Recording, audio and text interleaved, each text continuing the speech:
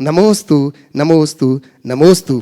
मैं निवेदन कर रहा हूं सबसे पूर्व प्रथम प्रश्न के रूप में हमारे बीच में मैं निवेदन कर रहा हूं हमारे गुणायतन के कोषाध्यक्ष देवेंद्र जी अजमेरा गया से, उनके सुपुत्र उनके परिवारजन यहाँ पर उपस्थित हैं, आशीष जी, श्वेता जी, ऋत्विक जी, वैभव जी अजमेरा। मैं निवेदन करता हूँ प्रथम प्रश्न के रूप में आप पहुँच रहे हैं, पूरे परिवार के साथ प्रश्न रख रहे हैं अपना। नमोस्तु महाराज श्री। मैं पंचम काल के बारे में ज़्यादा तो नहीं जानता, पर जितना सुना हूँ उस हिसाब से पंचम काल को बहुत नेगेटिव तौर पे देखा जाता है। कुछ भी खराब होता है हम सीधा पंचम काल पे ब्लेम कर देते हैं। लेकिन आज के डेट में टेक्नोलॉजी के माध्यम से गुणायतन जितनी हाईटेक चीज़ें पॉसिबल हो पा रही हैं, आपके बातों को पूरे विश्व में प्रसारण किया जा सकता है और युद्ध के से मृत्यु भी कम होते जा रही है, तो ओवरऑल हम लोग का लिविंग स्टैंडर्ड भी बहुत अच्छा होते जा रहा है।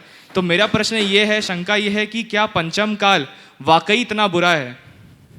बहुत अच्छा सवाल है। देखो, बात तो सही है। वर्तमान का जो दौर है, स्थूलतया देखें तो दिखता है कि आज हम बहुत एडवांस टेक्नोलॉजी के युग में जी रहे हैं और ऐसे दौर में चीज़ें हमारे लिए बहुत सुलभ हो गई, इसमें कोई संशय नहीं। लेकिन इसके बावजूद जब व्यक्ति के जीवन की गहराई में उतर कर देखते हैं तो व्यक्ति उतना ही अधिक अव्यवस्थित दिखता है। ये अव्यवस्थितपना किसी भी अर्थ में अच्छा नहीं। जब हम चौथे काल से इस काल की तुलना करते हैं तो दोनों में बुनियादी अंतर दिखता है। जो टेक्नोलॉजी आज हमारे पास है, चौथे काल में इससे भी एडवांस टेक्नोलॉजी थी। आज वो यंत्र के द्वारा होता है, उस समय वो साधना के द्वारा होता था।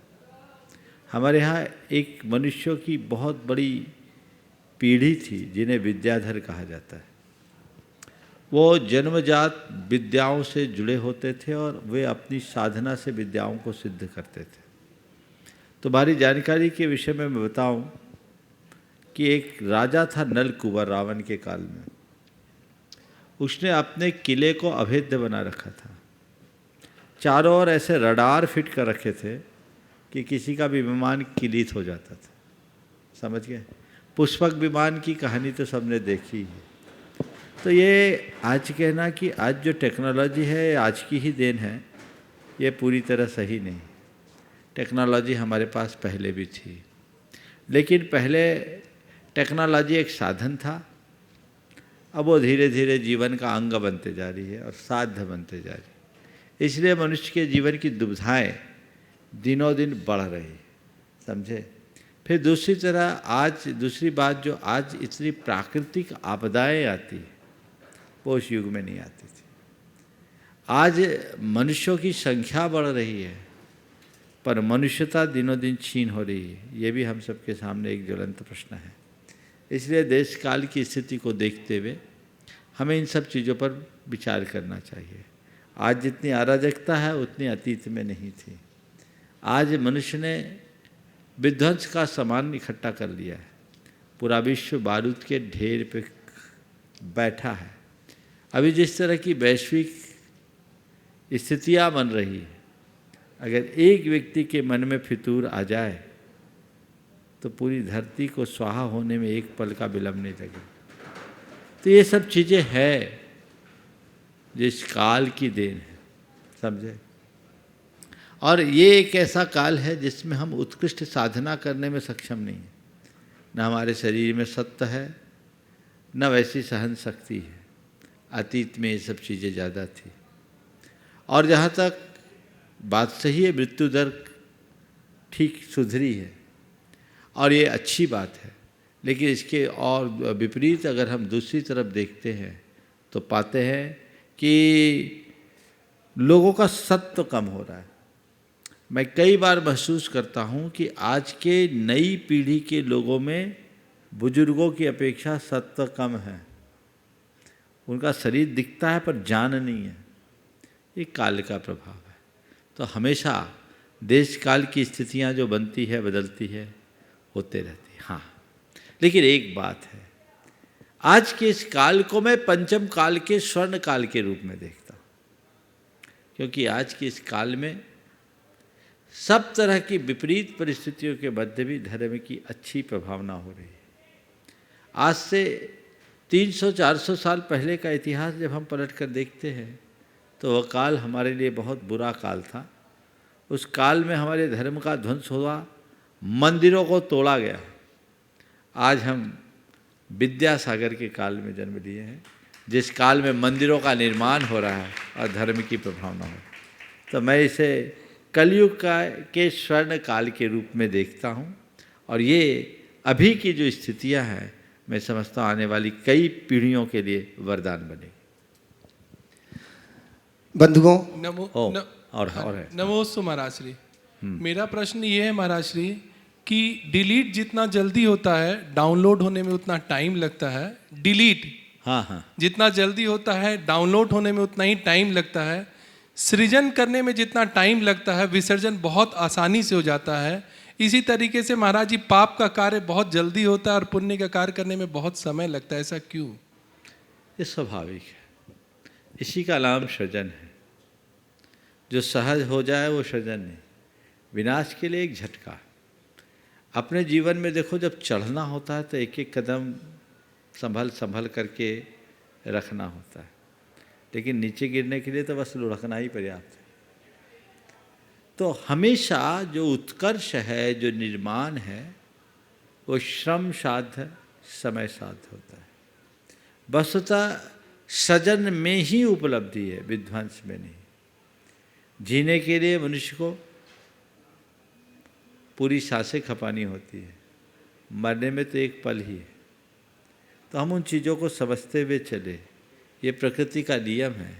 इसलिए हमेशा अपनी कोशिश निर्माण के लिए करें, विध्वंस के लिए। बंधुओं, जैसे कि आपको विदित ही है, कल पूज्य गुरुदेव के मुखारबिंद से आपने सुन ही चुके हो कि कुंडलपुर के बड़े बाबा का जो विशेष कार्यक्रम होना, जिसकी पूरी दुनिया निगाहें टिकाई हुई थी, आचार्य भगवत ने 12 तारीख से आशीर्वाद दे दिया है। तो बंधुओं, वो आशीर्वाद मिलते ही महाराज श्री पटना वालों ने जैसे ही सुना कि आशीर्वाद मिला, पूरी पटना कमेटी आपके चरणों में आ जाकर के उसने निवेदन कर लिया कि हमारे यहाँ का भी पंचकल्याणक महाराज श्री आप शीघ्र डेट दीजिएगा। और मुझे लगता है कि बहुत जल्दी पटना में भी पंचकल्याणक होने वाला होगा। मैं पटना वालों की ओर से महाराज श्री आपके चरणों में कोटि सह वंदन करता हूँ। बंधुओं, जब ये डेट फाइनल हुई तो कमेटी ने फिर महाराज श्री के चरणों में निवेदन कर लिया कि महाराज श्री अब जब अष्टानिक पर्व बिल्कुल निकट ही है तो क्यों ना यहाँ भी संस्कृत भाषा का सिद्ध चक्र महामंडल विधान हो।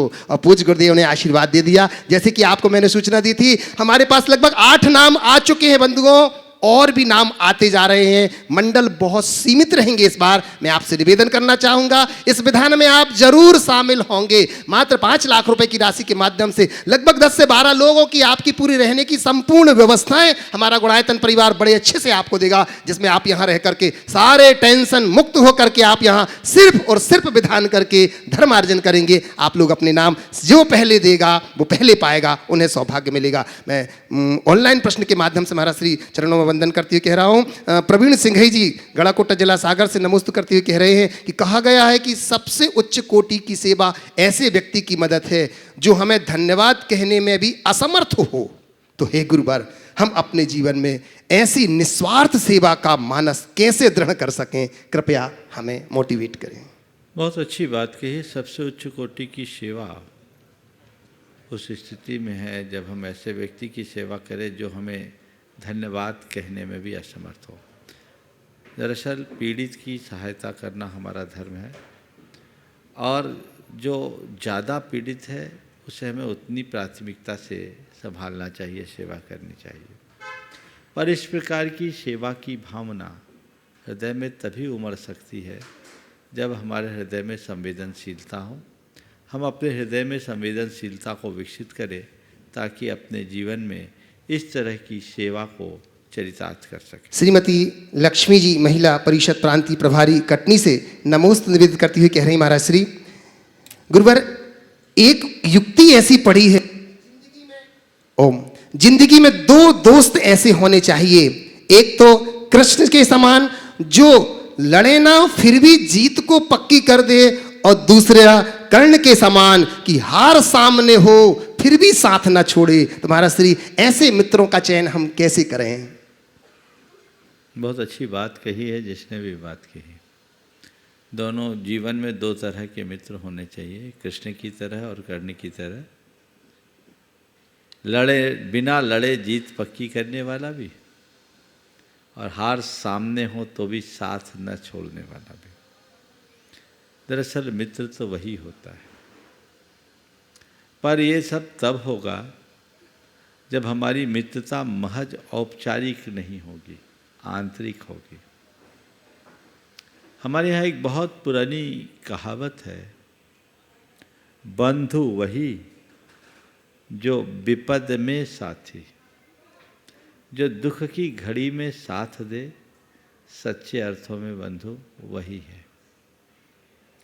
आपने जो दो तरह के मित्रों की बात की है, उस संदर्भ में मैं इतना कहूँगा, मित्र तो सबको मिलते हैं,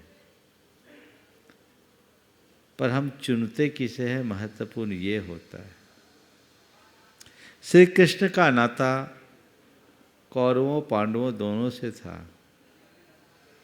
दोनों के सामने चुनाव का अवसर था, लेकिन कौरवों ने उनकी अछौनी सेना को चुना और पांडवों ने श्री कृष्ण को चुना। महाभारत तो 18 दिन में पूरा हुआ, लेकिन नतीजा तो उसी दिन घोषित हो गया जिस दिन चुनाव हुआ। बस हमारे जीवन में भी ऐसी स्थिति आती है, हम किसको चुनते हैं। हमारे जीवन में कृष्ण के भांति अपना जीवन भूमिका निभाने वाले निमित्त भी अनेक बार आते हैं, पर हम उसे न चुनकर उसकी बाहरी शक्ति को चुनने की कोशिश करते हैं। हम उसे चुने, अपने विवेक बुद्धि को जागृत रखें, तो सारा कार्य हो सकता है। कर्ण के संदर्भ में जो बात कही गई, कर्ण ने अपना वचन निभाया, अंतिम समय तक साथ दिया। हालांकि बुराई का साथ देने वालों में कर्ण का नाम जुड़ गया। अगर इस पक्ष को हटा दे तो मैं कहता हूं कि कर्ण ने जो कार्य किया वो हर व्यक्ति को निभाना चाहिए, पर ये तभी निभ पाएगा जब हम एक दूसरे के प्रति उतनी प्रतिबद्धता दिखाएंगे। आजकल मौका परस्त लोग ज़्यादा है, सब अपने मतलब के अनुसार व्यवहार करने वाले हैं, जीवन की वास्तविकता को बहुत कम समझते हैं। अब मित्रों की बात तो जाने दीजिए, सगे भाइयों में भी आपस में बहुत खींचातानी होती है। समझ सही होने पर ही परिणाम अच्छे आते हैं। महाराज श्री महेंद्र जैन पत्रकार इंदौर से नमोस्तु करते हुए कह रहे हैं, गुरुदेव, आगम की कुशलता और आचरण की निर्मलता, सिद्धांतों पर दृढ़ता को किस प्रकार से अमल लाया जाए जिससे कि व्यक्तित्व को लोकप्रिय और प्रशंसनीय ऊंचाइयों को छू सके वो व्यक्ति, कृपया मार्गदर्शन दीजिए। फिर से दोहराइए। आगम की कुशलता और आचरण की निर्मलता, सिद्धांतों पर दृढ़ता को किस प्रकार अमल में लाया जाए जिससे कि व्यक्तित्व लोकप्रिय और प्रशंसनीय ऊंचाई को छू सके, कृपया। आगम की कुशलता, आचरण में निर्मलता और सिद्धांतों की दृढ़ता कैसे लाए कि हम अपने व्यक्तित्व को ऊंचाइयों तक पहुंचा सके। इसके लिए कुछ नहीं करना है, केवल एक काम करना है, वह है निष्ठा की प्रगाढ़ता। यदि हमारी निष्ठा प्रगाढ़ या प्रबल हो जाए तो जीवन की सारी बातें अपने आप घटित हो सकती है और हम अपने जीवन का पथ प्रशस्त कर सकते हैं।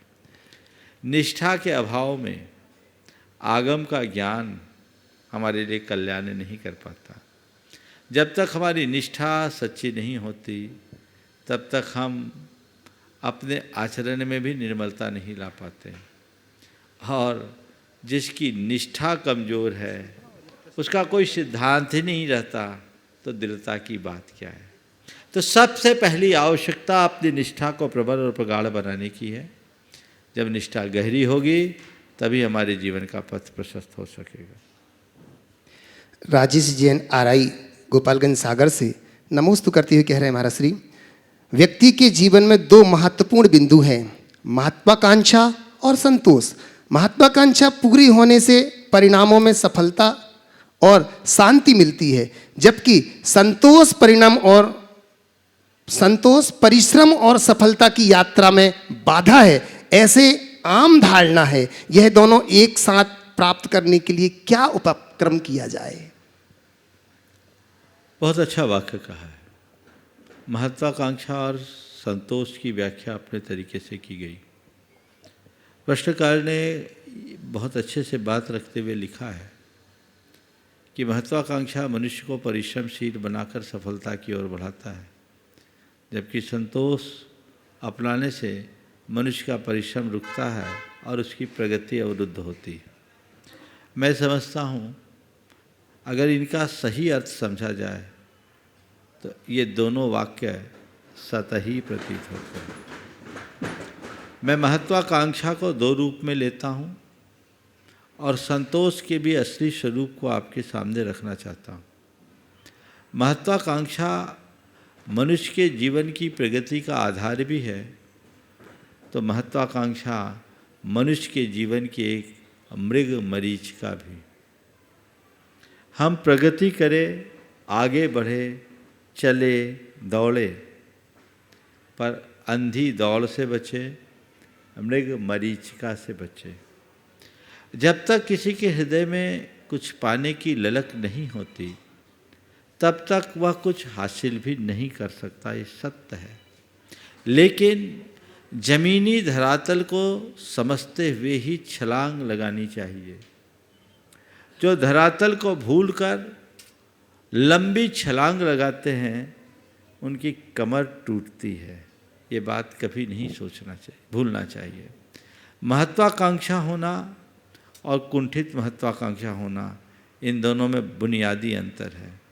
महत्वाकांक्षा रखें पर कुंठित महत्वाकांक्षा से बचें। आज लोग अपनी इस महत्वाकांक्षा की पूर्ति के लिए प्रयत्न कम कर रहे हैं, उलझ ज़्यादा रहे हैं। आज लोगों की जो व्यक्तिगत महत्वाकांक्षा है वो उसे बहुत इगोइस्ट बना रही है।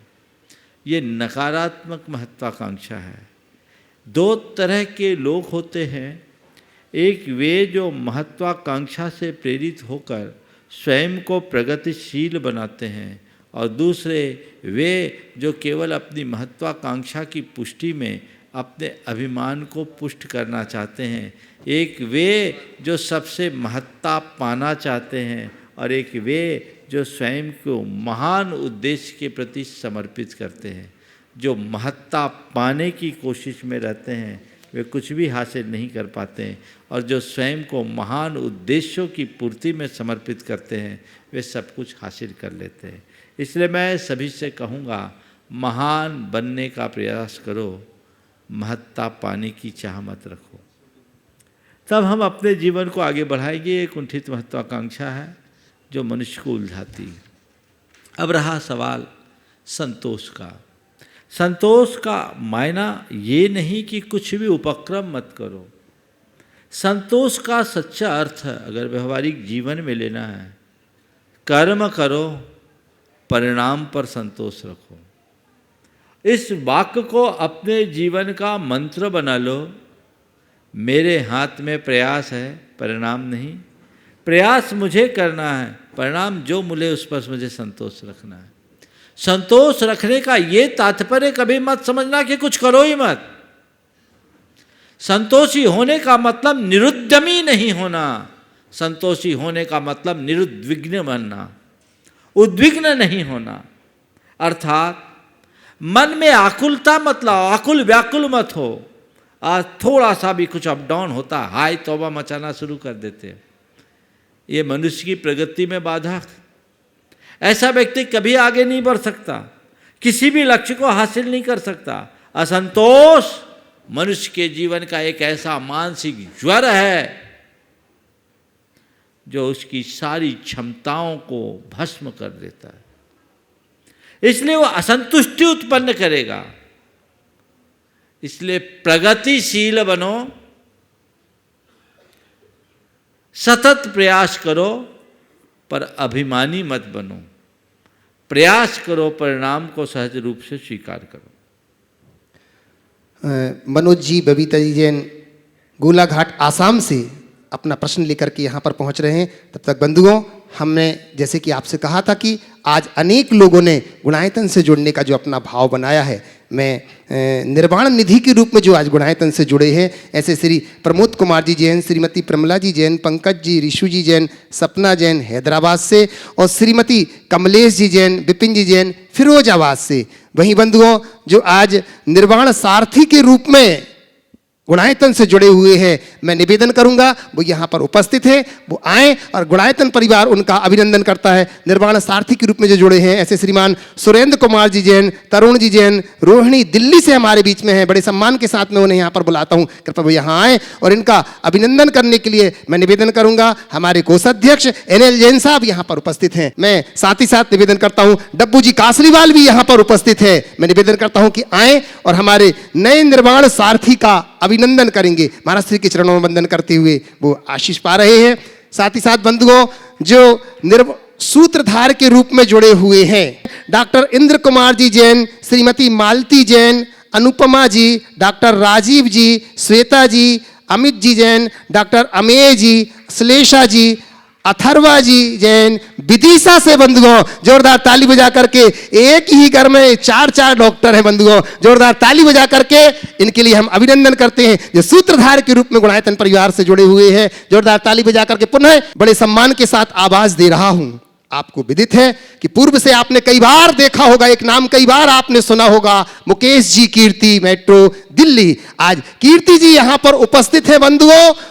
उन्होंने अपने माता पिता को भी ट्रस्टी के रूप में गुणायतन से जोड़ लिया है और आज वो यहाँ पर उपस्थित है। मैं बड़े सम्मान के साथ यहाँ पर बुला रहा हूँ श्री निर्मला जी, बलवीर सिंह जी जैन, धवल जी, कीर्ति जी, नोएडा सपरिवार यहाँ पर उपस्थित हैं, जो आज संस्थापक सदस्य ट्रस्टी के रूप में गुणायतन से जुड़े हुए हैं। मैं बड़े सम्मान के साथ उन्हें यहाँ पर आमंत्रित करता हूँ। मैं निवेदन करता हूँ इनका अभिनंदन करने के लिए। हमारे बीच में हमारे गुणायतन के शिरोमणि संरक्षक अनिल जी, अमिता जी यहाँ पर उपस्थित है, वो आए। मैं गौरव जी से निवेदन करता हूं कि आप आए और इनका अभिनंदन करेंगे। कीर्ति जी ने अपने माता पिता को भी जोड़ा। वो कह रहे थे हमारे जितने रिश्तेदार हैं एक एक करके सबको गुणायतन से जोड़ लेंगे। बंधुओं, जो समर्पित हो जाता है गुणायतन के प्रति, उसके अंदर ऐसी ही भावना आती है। एक बार उनकी इस भावना के लिए जोरदार ताली बजा करके वाह। मैं आपको बताना चाहूंगा बंधुओं, बलवीर सिंह जी जो कि एयरफोर्स के सेनानी भी रहे हैं, एक बार तालियां बजा करके जोरदार तालियों के साथ हम इनका अभिनंदन करते हैं, जिन्होंने देश की सेवा की। बंधुओं, जैसे कि मुझे जानकारी मिली है 65 और 71 की युद्ध में इनकी सहभागिता थी। आज ये हमारे लिए बड़े गौरव की बात है कि हम एक ऐसे शख्स का सम्मान कर रहे हैं जिसने ना कि सिर्फ अपने परिवार के लिए अपितु अपने देश के लिए भी जिसने युद्ध लड़ा है। मैं उनका बहुत बहुत सम्मान करता हूं बंधुओं। और एक परिवार को और यहां पर बुलाना चाहूंगा बंधुओं। 1 2 नहीं 7 भाई हैं और 7 भाई में से 4 भाई तो ट्रस्टी बन चुके बंधुओं। 7 में से 4 ट्रस्टी वो यहां पर उपस्थित हैं। मैं 3 का नाम मैं निवेदन कर रहा हूं उनसे। पवन जी जैन, बाहुबली एंक्लेव नई दिल्ली से हमारे बीच में। मैं निवेदन करता हूं कि आए गुणायतन ट्रस्टी परिवार। सुपुत्र श्री राजीव जी जैन, मनोज जी जैन, दामाद पुनीत जी जैन, पुत्री मीनू जैन यहां पर उपस्थित हैं। कृपया मंच पर आए और इनका अभिनंदन करने के लिए मैं निवेदन करता हूं। हमारे बीच सिंघल जैन जी से निवेदन करता हूं गया से कि आप आइएगा इनका अभिनंदन करने के लिए। साथ ही साथ मैं डॉक्टर साहब से भी निवेदन करूंगा, हमारे आइएगा। प्रद्युम्न जी दिल्ली से, देखो 3 पूरा परिवार यहां पर इनका अभिनंदन।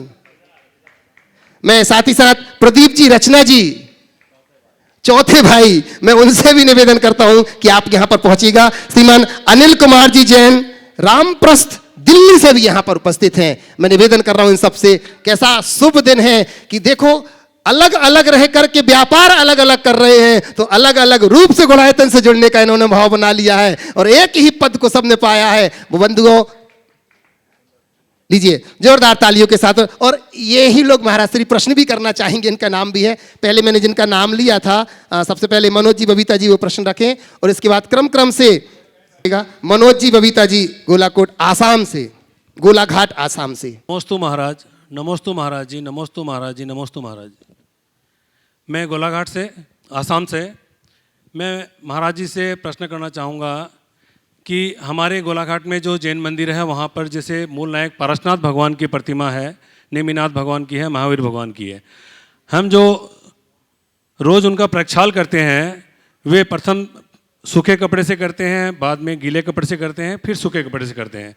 तो उनमें जो कपड़ा जो यूज़ करते हैं हम लोग वो एक ही कपड़ा यूज़ करें या तीनों भगवानों के लिए अलग अलग कपड़ा यूज़ करें? ये अच्छे हुए कपड़े से अपना शरीर पोंछते हो क्या? एक गमछा रखते हो कि अलग अलग रखते हो? अलग अलग रखते हैं। तो भगवान का प्रक्षाल कैसे करोगे? अलग अलग होना तो चाहिए। भगवान को मूर्ति क्यों मानते हो? भगवान को भगवान मानो तो ऐसा काम ही नहीं होगा। नमोस्तु भगवान, नमोस्तु। जो लोग भगवान को मूर्ति मान करके चलते हैं उन्हें कोई लाभ नहीं मिलता। जो भगवान को भगवान मानते हैं उनके सामने ये सवाल नहीं होता। नमोस्तु। चलिए लीजिए, निवेदन कर रहा हूँ मनोज जी जैन बाहुबली एन्क्लेव, क्रम से एक एक करके पहुँचते जाएंगे। अभी पहले मनोज जी पूछ रहे हैं। नमोस्तु महाराज श्री। मेरा प्रश्न ये है महाराज श्री की तीर्थंकर प्रवृत्ति का बंध जीव को अपने कर्म के अनुसार होता है, तो फिर ऐसा कैसा है कि अगर हर जीव की अपनी अलग कर्म सत्ता है तो अनंत काल से हर काल में तीर्थंकरों की संख्या एक ही रहती है कि जो कि 24 है, तो क्या ये जीव के स्वतंत्र कर्म अधिकार का अतिक्रमण नहीं है? बहुत अच्छा सवाल है आपका। देखिए, इस वस्तु व्यवस्था को आप समझते तो शायद ये सवाल नहीं आता।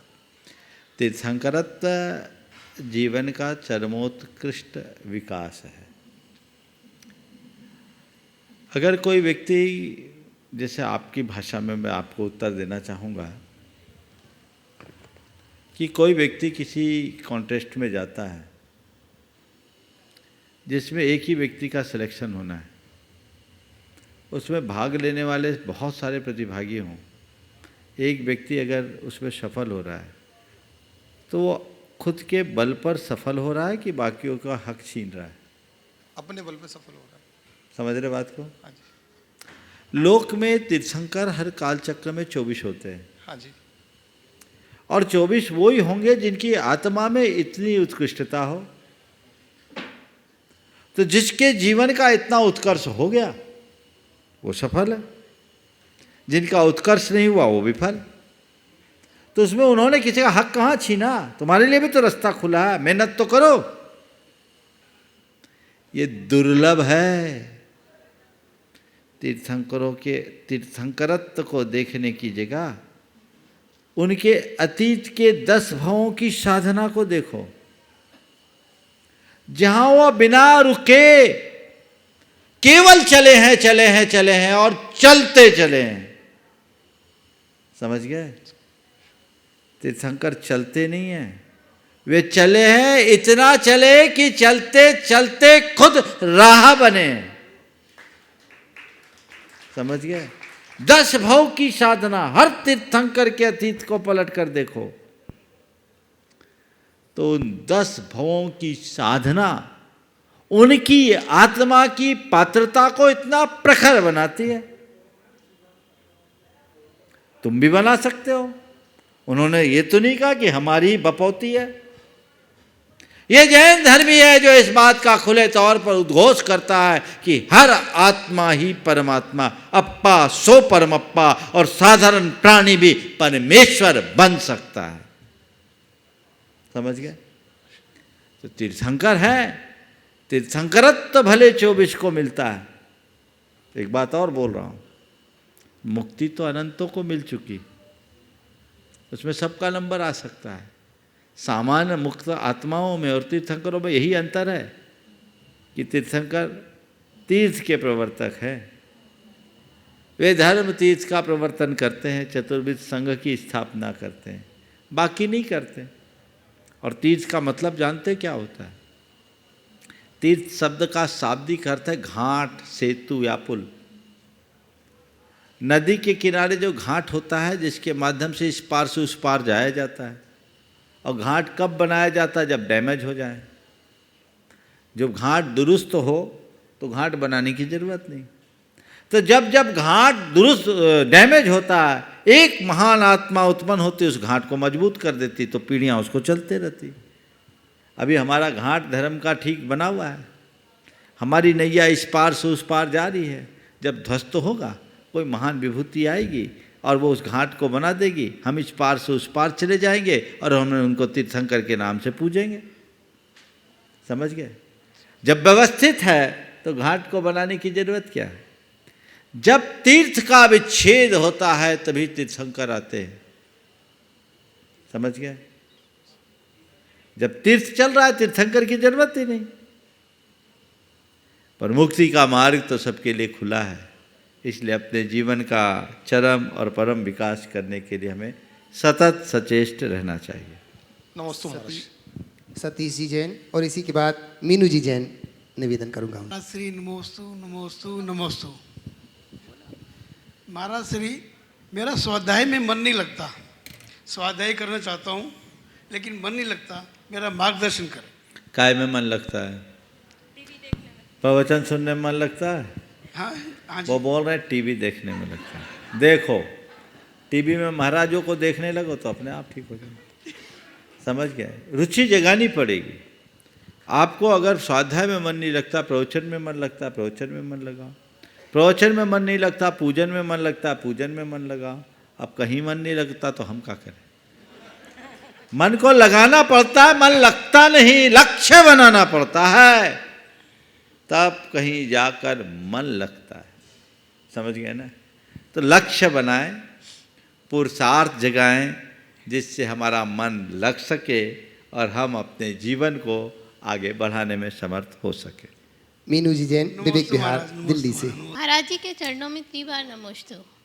महाराज श्री, मेरा प्रश्न हमारे युवा होते हुए बच्चों को लेकर है। महाराज श्री, महाराज श्री, आजकल के युवा बच्चों को पेरेंट्स का प्रोटेक्टिव नेचर पसंद नहीं आता, लेकिन आज के समय और परिस्थितियों को देखते हुए पेरेंट्स को यह ज़रूरी लगता है। तो महाराज श्री कृपया शंका का समाधान करें कि किस उम्र तक और किस हद तक पेरेंट्स को बच्चों की ज़िंदगी में हस्तक्षेप करना चाहिए। देखिए, हमारे शास्त्रों में इसका पूरा विधान बताया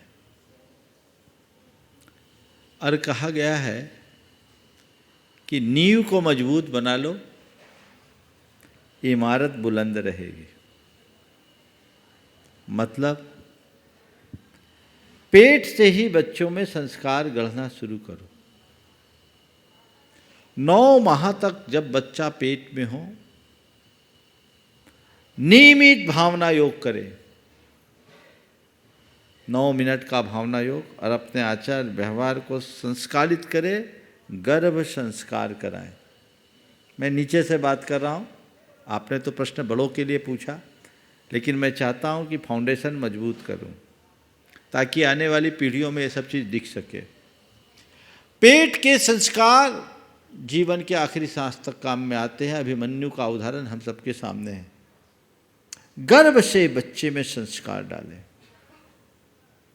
फिर जब बच्चों को जन्म दें तो जन्म के समय से 4 वर्ष तक उसे खूब लाड प्यार में रखें, उसकी भावनाओं को कहीं से आहत न होने दें,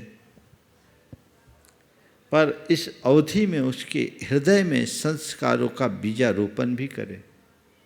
उसके मन में पाप से डर हो, उसके हृदय में संवेदनशीलता हो, उसका आईक्यू भी बढ़े और ईक्यू भी बढ़े, धीरे धीरे बढ़ने लगे। लाल ये चतुर्वर्षानी, उसकी भावनाओं को कहीं भी आहत न होने दें। फिर 10 वर्षानी टाड़िए, 5वें साल से लेकर 15 साल की उम्र तक बच्चों को पूर्ण नियंत्रण में रखे। इस अवधि में उन्हें औचित्य का विवेक कराएं, क्या मुझे करना है क्या नहीं करना ये समझ हो। मार पीट ना करें, आंख का लिहाज सिखाएं। अच्छी बातें करने पर उन्हें प्रोत्साहित करें और गलतियां करने पर छोटी मोटी गलती को नज़रअंदाज करें और बड़ी गलती होने पर उन्हें ऐसी प्रेरणा दे कि सब गलती को सुधार सके। बार बार टोका टाकी की आदत से बचे। 10 गलती होने पर 1 बार टोके, 1 गलती होने पर 10 बार टोकने की आदत से बचे। ये पेरेंटिंग का एक तरीका है। आपने अगर इस तरीके से बच्चे का पालन किया तो कहते हैं जायते तो 16 वर्षे मित्रवत समाचरे। बच्चा 16 साल का हो जाए ना तो उसको बेटा मानना बंद कर दो, उसे अपने मित्र की भांति संभालो। माँ बाप बच्चे को मित्र माने, पर बच्चे तो माँ बाप को आखिरी तक माँ बाप ही माने, उल्टा ना हो जाए। तो महाराज ने कहा मित्र मानो तो पापा हम तो आपके दोस्त हो गए, ये मामला गड़बड़ा जाएगा। लेकिन उस तरीके से टैकल करें, जड़ मजबूत हो जाए तो फिर बच्चे कभी गड़बड़ाएंगे नहीं। कितना आप किसी के पीछे पड़ोगे। एक बच्चे का रिजल्ट आया, देखो एक डॉक्टर दंपति की बात मैं कह रहा हूँ। बच्चे का रिजल्ट आया, रिजल्ट बहुत अच्छा था, पर उसकी हिंदी में और आपके जाकर के संस्कृत में मार्क्स कम थे, बाकी सब में उसने डिस्टिंक्शन लिया। उन्हें रिपोर्ट कार्ड देखा, सब में गुड गुड गुड गुड लिख दिया। हिंदी और संस्कृत के विषय में उन्होंने कुछ नहीं लिखा। वहीं उनका मित्र था, बोला अरे आपको ये बोलना था कि देखो तुमने इस पर मेहनत नहीं किया, बाकी सब ठीक है, इसमें मार्क्स कम है, इसमें तुम्हें फोकस करना चाहिए। बोले नहीं, उसकी बोलने की ज़रूरत नहीं, मुझे बोलने की ज़रूरत नहीं। बोले क्यों? बोले उसने समझ लिया कि महाराज पापा ने इसमें कोई रिमार्क नहीं दिया, इसका मतलब मुझे इस पर अब फोकस करना है। और वो फोकस करेगा, आगे बढ़ेगा। और उस बच्चे ने उस पर फोकस किया और अगली बार रिजल्ट उसका सुधर गया। कितने पेरेंट्स हैं जो इस तरह का विधायक दृष्टिकोण रखते हैं। हकीकत में तो ये है कि आजकल के माँ बाप अपने बच्चों से वो अपेक्षा रखने लगे हैं जो खुद में भी संभव नहीं है। हर माँ बाप जो खींचतान के पढ़ाई में पास हुए, वो चाहते हैं मेरा बेटा मेरिट में आए। सोच बदलनी होगी। बच्चों के प्रति गंभीर होना अच्छी बात है, उन्हें पूरी तरह से स्वच्छंदता होने की छूट नहीं होनी चाहिए, पर इस बात का भी ख्याल करना चाहिए वो हमारे बच्चे हैं, हमें उनकी भावनाओं की भी रक्षा करनी, उन पर आजादी युक्त अंकुश होना चाहिए। आजादी युक्त अंकुश का मतलब, आजादी युक्त अंकुश, आपने पेड़ लगाया है कभी? तो जब पेड़ लगाते हैं तो पेड़ की सुरक्षा के लिए ट्री गार्ड लगाया जाता है। चारों तरफ ट्री गार्ड लगाते हैं। तो पेड़ की सुरक्षा में ट्री गार्ड लगाते हैं, तो ट्री गार्ड जो होती है वो पेड़ से चिपका के नहीं लगाया जाता है, थोड़ा डिस्टेंस रखा जाता है। अगर चिपका के लगा दे तो पेड़ ही बहुत विकसित नहीं होगा, पौधा विकसित नहीं होगा। तो एक दूरी पे, ताकि पेड़ हिलडुल भी सके, उसकी ग्रोथ भी हो सके और मवेशियों से उसे बचाया भी जा सके। बस एक लाइन खींच दे और बच्चों को अपनी सीमा रेखा का बोध करा दे। बेटा तुझे जो करना है सो कर, इस दायरे के बाहर तुझे नहीं जाना। फिर मैं नहीं समझता कि बच्चों के पीछे पड़ने की ज़रूरत पड़ेगी, बच्चे अपने आप रास्ते पे आएंगे। मैं आवाज़ दे रहा हूँ आज के हमारे नए ट्रस्टी श्रीमान बलवीर सिंह जी निर्मला जी नोएडा से अपना प्रश्न लेकर के यहाँ पर आ रहे हैं। और जब प्रश्न लेकर के आ ही रहे हैं तो मैं चाहूँगा कि हमारे बीच में, जब तक आप पहुँचे, निवेदन कर रहा हूँ हमारे बीच में ज्ञानचंद जी कासलीवाल इम्फाल से, जो कि गुणायतन के ट्रस्टी है, यहाँ पर उपस्थित है। मैं निवेदन करता हूँ आए, गुणायतन परिवार उनका अभिनंदन करता है। और मैं तो चाहूँगा कि नए ट्रस्टी हमारे बलवीर सिंह जी उनका अभिनंदन करें। मैं निवेदन कर, जोरदार तालियां बजा करके अभिनंदन करते हैं जिनका कल का प्रश्न अभी।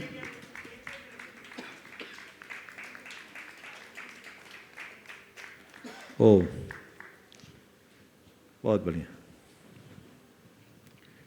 बंधुओं एक बार बलबीर सिंह जी के लिए जरूर ताली बजाओ। हम युद्ध में नहीं लड़े तो कोई बात नहीं बंधुओं, जो लड़े हैं हम उनका सम्मान करके भी हमें मान सकते हैं कि हमने भारत की आज़ादी में कहीं ना कहीं अपना योगदान दिया है। नमस्ते महाराज जी। जैसा ही आपने कहा ही है कि मैंने जो है भारतीय वायुसेना में सर्विस की है, तो मैंने जो है वहाँ पर विध्वंसक विमानों पर मेंटेनेंस का काम किया है, तो जिसके कारण रौद्र ध्यान तो बना ही रहता था। और उस सर्विस के दौरान जो भी मुझे आय होती थी उसी से मैं अपना और अपने बच्चों का भरण पोषण करता था। उससे जो आज पेंशन मिलती है उसी के कारण उसका कुछ अंश भी मेरे बच्चों को जाता है। तो मेरा प्रश्न ये है कि मेरे बच्चों के जीवन में आज कुछ विषम परिस्थितियां बनी हुई हैं, क्या इसका कारण वो तो नहीं है? क्या मुझे उसकी प्रायश्चित की ज़रूरत है? कृपया समाधान करें। देखिए, सबसे पहली बात तो मैं आपसे कहूँगा कि आपने वायु सेना में अपनी सेवाएं दी है और सेना में सेवा देते समय आपने वही किया है जो एक सैनिक का कर्म होता है, और सैनिक को सैनिक का कर्म निभाना ही उसका सैन्य धर्म है। समझ गए? हमारे देश के संविधान के अनुसार, हमारे देश की नीतियों के अनुसार हम रक्षा की बात करते हैं, आक्रमण की नहीं। हमारी दृष्टि डिफेंसिव है, ऑफेंसिव नहीं। आपने भी अपने जीवन में वही किया, और हमारी संस्कृति के अनुसार अपने देश का, संस्कृति का, धर्म का, समाज का, कुटुंब का, परिवार का और स्वयं के व्यक्ति का, सत्य का, अस्तित्व का, अस्मिता की रक्षा करना धर्म है, अधर्म नहीं। रौद्र ध्यान हुआ, माना, पर एक आदमी दुकान चलाता है, क्या उसका रौद्र ध्यान नहीं है? एक आदमी फैक्ट्री चलाता है, क्या उसके पास रौद्र ध्यान नहीं है? कोई व्यक्ति किसी भी सेक्टर में काम कर रहा है, ये रौद्र ध्यान तो होगा ही होगा। समझ गए? पर बाकी काम में पैसा कमाना ध्येय है, और आप जैसे सेनानियों के काम में पैसा कमाना सेकेंडरी है, देश की सेवा करना प्राथमिकता है। इसलिए मैं इसे पुण्य का कर्म मानूंगा। समझ गए? इसलिए आपको इसका गर्व होना चाहिए कि मुझे देश का सेनानी होने का सौभाग्य मिला। मुझे तो आज मालूम पड़ा कि कीर्ति एक सेनानी की बेटी है। ये गर्व का विषय है। रहा सवाल बच्चों के जीवन में, ये एक संयोग हो सकता है। संयोग कई रूपों में हो सकता है, किसी भी पाप के निमित्त हो सकता है। इसलिए इसको उससे जोड़ना मेरी दृष्टि में ठीक नहीं। मैं आपको शास्त्रीय आधार पर बात कहता हूँ। जैन पद्म पुराण में एक बात बहुत मार्के की लिखी, उसमें लिखा है कि युद्ध के मैदान में यदि कोई सेनानी जाता है तो एक और उसकी धर्मपत्नी विजय का सेहरा लेकर उसकी प्रतीक्षा में खड़ी रहती है, तो दूसरी ओर स्वर्ग की सुरांगना। अगर विजय पाकर आता है तो उसकी धर्मपत्नी उसके माथे पर विजय का सेहरा पहनाती है, और वीर गति को प्राप्त होता है तो स्वर्ग की सुरांगना उसका स्वागत करती है। ये इस बात का परिचायक है कि सैन्य कर्म केवल कर्म नहीं अपितु राष्ट्र धर्म भी है। इसलिए आपको इसका प्राउड होना चाहिए, गर्व होना चाहिए। इस बात को लेकर के कोई संकोच नहीं। फिर आपने अपने जीवन के उत्तरार्ध को जो मोड़ दिया, ये अपने जीवन की सबसे बड़ी उपलब्धि है। अभी तक मैंने राष्ट्र धर्म निभाया, अब मैं आत्मधर्म निभा रहा हूँ। वहाँ था तो वहाँ का धर्म निभाया, अब यहाँ हूँ तो यहाँ का धर्म निभाऊंगा और जीवन के मर्म को पाऊंगा। ये हमारा लक्ष्य होना चाहिए। डॉक्टर प्रद्युम्न जी दिल्ली, और इसी के बाद निवेदन करूंगा शिरोमणि संरक्षक दुर्गापुर से अनिल जी, अमिता जी। नमस्ते महाराष्ट्री। महाराष्ट्री, मेरे कल का प्रश्न बाकी रह गया था कि हम श्रावक लोग जब आहारचर्या के लिए जाते हैं कि आप महाराष्ट्री को आहारचर्या करानी है, तो महाराज लोग हमारे से शुद्धि बुलवाते हैं, मन शुद्धि, वचन शुद्धि, काय शुद्धि, आहार जल शुद्ध है। उसमें महाराज जी दो मन में एक दुविधा है मेरे। एक तो ये कि अगर हम आके दूसरे के चौके में जाके आहार दे रहे हैं तो एक तो हम प्रतिज्ञा से बंध गए, जो कि एक नज़र से देखें तो वो आधी झूठी प्रतिज्ञा है। हमें नहीं पता आहार जल शुद्ध है या नहीं है, वो तो हम दूसरे के भरोसे दे रहे हैं। पहला तो ये। दूसरा महाराज जी, जो वात्सल्य के वशीभूत होकर कुछ श्रावक, मान लो कुछ महाराज जी की आचर्या कुछ और है और कुछ और डाल दें वात्सल्य के वशीभूत होकर, उसमें हम कितने दोष के भागी हैं? बहुत अच्छा सवाल। देखो, पहली बात तो ये है कि मन शुद्धि, वचन शुद्धि, काय शुद्धि, आहार जल शुद्ध है। महाराज बुलवाते नहीं हैं, आपको बोलना चाहिए, क्योंकि नवधा भक्ति का एक अंग है। इससे आपकी प्रामाणिकता प्रकट होती है, पर इसे मंत्र की भांति न बोले, इसे पूरी तरह से आत्मसात करें। अब रहा सवाल, आहार जल शुद्ध हम बोल रहे हैं, हमने तो बनाया नहीं, तो इसका सबसे अच्छा रास्ता तो यही कि आहार तभी दो जब बनाओ। बनाए नहीं तो फ्री का आहार क्यों दो? तुम्हारा तो कुछ लगा नहीं। महाराज जी आपने तो रास्ता ही बंद कर दिया, फिर हम लोग क्या करेंगे? कायदा तो यही है, स्वस्याति सर्गोदानम। लेकिन हाँ, आप किसी के चौके में आहार दे रहे, अगला अनुमति दे रहा है, तो आपको वो ये इस बात के लिए उसने अधिकृत कह दिया कि हम शुद्ध भोजन बनाए, आप बोल सकते हो, तब आप बोलिए। समझ गए? घुसपैठ बहुत होती है आजकल, और आप उधार की शुद्धि बोलते हो। कई लोगों का हाल तो ये कि कपड़े भी कमेटियों के होते हैं, वो भी उनके नहीं, तो पुण्य तुम्हारा कहाँ से होगा ये और बता दो हमको। सब उधार का, तो ये भी उधार खाते जाएगा। कोई कायदे से, लेकिन व्यवहारिक नहीं होता। एक दिन 2 दिन के लिए लोग आते हैं, तो हमारे यहाँ कृत कारित अनुमोदन है, और हम ये मान करके चलते हैं कि जिसने चौका लगाया उसने शुद्ध बनाया है, क्योंकि वो भी शुद्धि बोल रहा है, तो हम उसके आधार पर अपनी बात कह रहे हैं, ये ऐसा समझ लेना चाहिए। पर कहो तो उसका पालन भी करना चाहिए। अब रहा सवाल झूठ बोलने का, कई लोग मिलावट में बहुत माहिर होते हैं, कुछ ना कुछ गड़बड़ करते हैं। तो वचन शुद्धि कहाँ है तुम्हारी? हाँ, कई लोग होते हैं वो भैया वृत्ति आदि के निमित्त बना करके करते हैं, पर ये सब भी बहुत विवेक से होना चाहिए, कुशलतापूर्वक होनी चाहिए। ऐसा ना हो जिससे साधु की चर्या में कहीं कोई बाधा हो, और उसमें इस अस्पष्टता नहीं रहनी चाहिए। ठीक है? हाँ। निवेदन करूंगा शिरोमणि संरक्षक अनिल जी, अमिता जी दुर्गापुर से प्रश्न रखें, उसके पूर्व मैं यहाँ पर आमंत्रित कर रहा हूँ प्रियांशु जैन, हिमांशु जैन, ट्रस्टी गुणायतन के, नई दिल्ली से हमारे बीच में यहाँ पर उपस्थित हैं, जिनका सम्मान मैं शिरोमणि संरक्षक जी से करवाना चाहता हूँ। मैं निवेदन कर रहा हूँ कृपया यहाँ आए और गुणायतन का ये सम्मान स्वीकार करेंगे। निवेदन कर रहा हूँ हमारे बीच में प्रियांशु जैन, हिमांशु जैन, ट्रस्टी।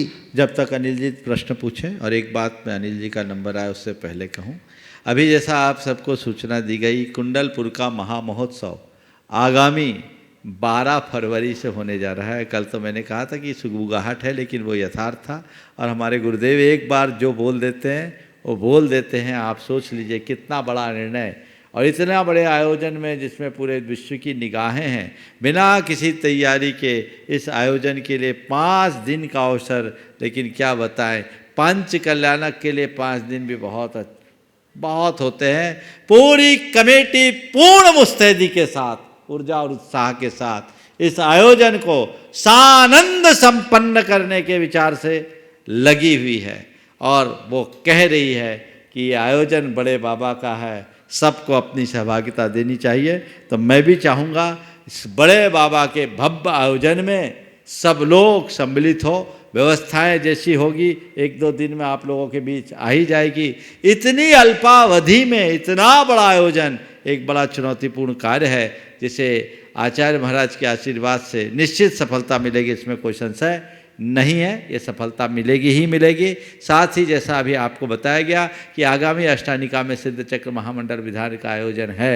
ये आयोजन तो अघोषित रूप से पहले से ही तय था, औपचारिक घोषणा भले उसकी अब होनी हुई है, लेकिन जिन्हें भी इसमें अपनी सहभागिता देनी है, समय पूर्व उन सबको अपना स्थान आरक्षित करा लेना चाहिए। ऐसे मौके बहुत कम आते हैं, और तीनों शाखाओं के तीनों अठाई अगर लगातार करते हैं और सिद्ध चक्र विधान करते हैं, तो सोने में सुगंध की बात आती है। जिन लोगों की भी मनोभावना है, समय रहते संपर्क करके अपनी बात पूरी करें। ओम। प्रियांशु जी, हिमांशु जी का अभिनंदन कर रहे हैं। मैं निवेदन करता हूँ हमारे अनिल जी अनिल जी एक बार इनका अभिनंदन करेंगे, ट्रस्टी का अभिनंदन कर रहे हैं अनिल जी स्वयं, जोरदार तालियां बजा करके। वास्तव में बंधुओं, हमारे शिरोमणि संरक्षक अनिल जी, जिन्होंने दो चाबियां ही नहीं रखी, अपने दूसरे जहान का ताला या खोल लिया भैया इन्होंने। चाबी रखी नहीं है, चाबी सौंप दी है। बहुत बढ़िया, चाबी सौंप दी है और आगे भी बहुत कुछ मन बना रखा है उन्होंने, और इसके बाद तैयार रहेंगे। मैं निवेदन करूं।